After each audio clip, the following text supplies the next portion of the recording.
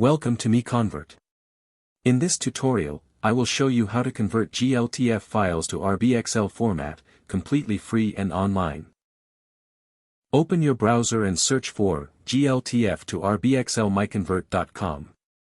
Click on the first result to go straight to the converter. You are now on the GLTF to RBXL converter page. The interface is clean and easy to use. Let's upload a file. Click the Choose File button. A file picker will open. Select the GLTF file you want to convert, then click Open. Your file is loaded and ready. You can see the file name, size, and destination format.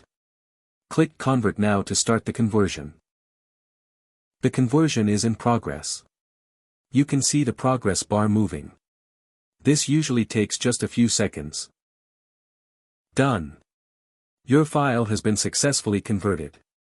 Click Download to save the RBXL file to your computer. That's it. Visit MiConvert.com for more free conversion tools. Subscribe for more tutorials. Thanks for watching.